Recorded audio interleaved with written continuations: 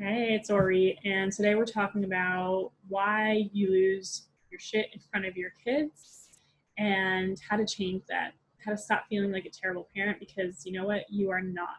You are not a terrible parent.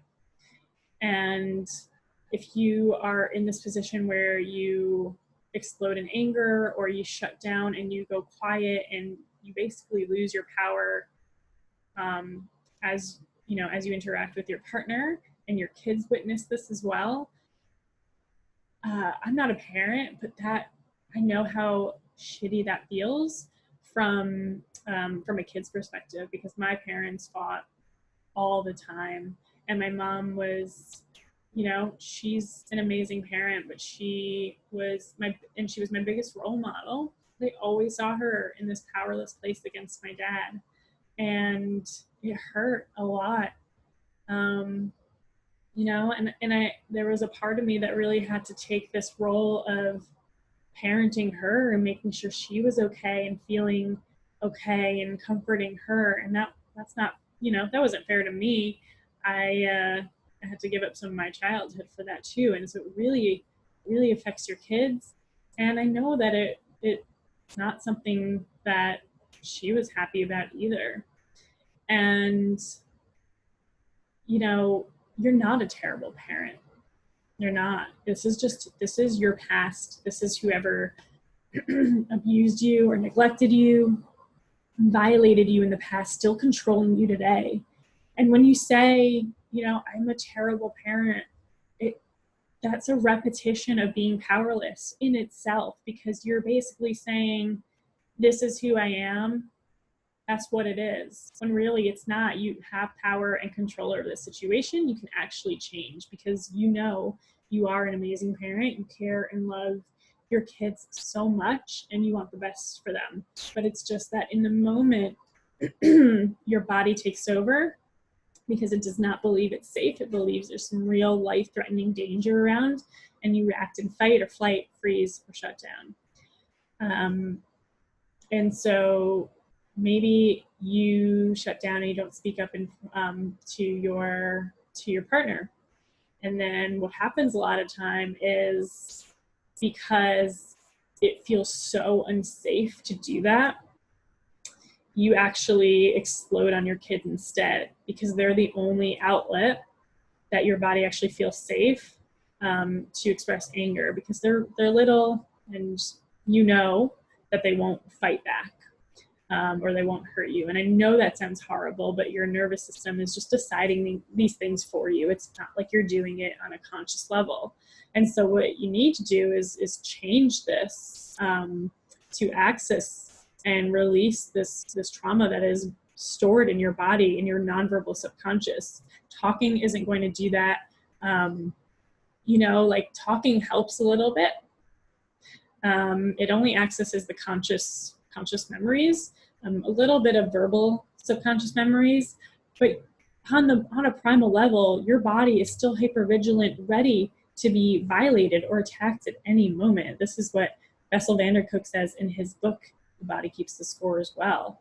And you really, nothing changes until your body believes that it's safe to speak up to your partner, to stand in your power, to express anger without getting aggressive. And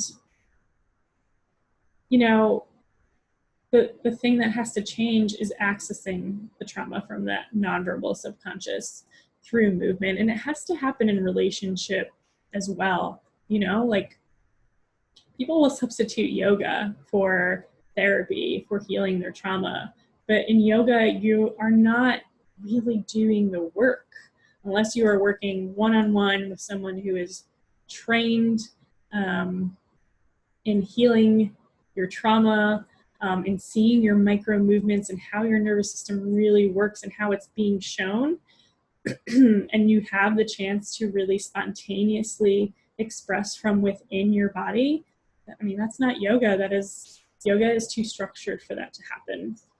I'm not trying to pick on yoga, but it's just a pattern that I've been seeing lately. And you really need to do this this work in relationship, within the context of a safe relationship, a safe container through the body. And that is how you access and release your trauma from the nonverbal subconscious in a safe way, in a way that teaches and convinces your body wholeheartedly that it is actually safe to be in your power. You get to show that to your kids.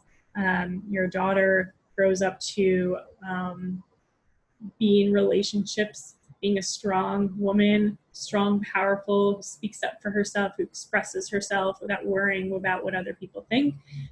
Your son grows up to look for a mutual relationship where he's not, he's not seeing like, oh, well, I'm a man, so I have to overpower the relationship. And that's like, because when we show that to kids who are just forming their ideas about the world, that's what they end up thinking. Like, that's what they end up looking for. That's their normal. And so it's actually, it leads us to repeat generations and generations of trauma where our kids get into unhealthy relationships and then their kids do the same. And yeah, I mean, it's time to just draw a line in the sand, gain your power back, and release your trauma, because you're not a bad parent, and this is not you. This is your trauma that takes over you every day. Every day. There's no rest for it, right? There's no rest when it comes to survival. Your body will use up every single reserve that it needs to use to survive. And so it's tiring, it's exhausting, it turns into depression. It's hard, and it's hard for your kids to see that as well, for you to be in this depressed, powerless state. So yeah, take that step to get the support that you need to release this trauma, and be careful about how you may be addicted to this place. Like, the one thing that a lot of women need to do to rise above their trauma is the one thing that they don't do, and they often they're repeating their trauma in that very moment of saying, I don't have the money to do that. They're giving their power away to money so that something else is more powerful, keeping them trapped in their trauma. So you can even do just a little action of putting $1 a week into a savings account that's like my trauma, or my healing, not my trauma. And that's so powerful in itself. That's showing that you're worth it. That's showing that you have control over your healing and that you're going to change. You are committed to yourself.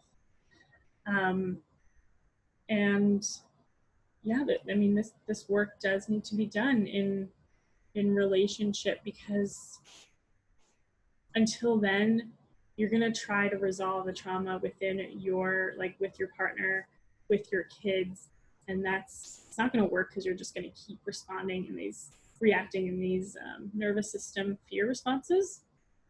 And also, it's not their burden, and also they're definitely not equipped or qualified to do that for you. And so the relationship that you need to do that is one where you won't go back into these fear responses, where you'll feel a little bit of the anxiety, but you'll let your body know that it's okay to feel the fear and move through it anyway. That's how we teach our body to mobilize through the fear, to not freeze up, to not react, to not snap. And it will greatly benefit your kids and all your future generations. So if you're interested in talking with me, meeting with me for a free relationship review, so we can dig in and see what's going on, how your trauma is stored in your body, how it's showing up in feeling powerless in your relationship today and affecting your kids, and we'll create a map for the steps that you need to take to break that pattern, break that cycle of trauma for yourself and for your kids and for their kids. It's a huge act of service. It's, I deeply admire and respect my clients who are doing this work, because it's something that I always wished, and still do, that my own mom did that my mom drew a line in the sand. And it's fine. I'm doing the work now.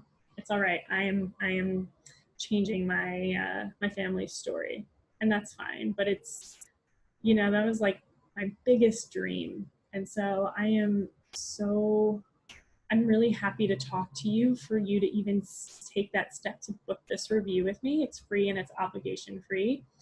to even consider, to really seriously consider changing your paradigm, changing your family story, releasing this trauma, and building a better life for yourself and for everyone else. All right, so if you're interested in this free review, click on the link above, below, or to the side. And until then, can't wait to see you move. Bye.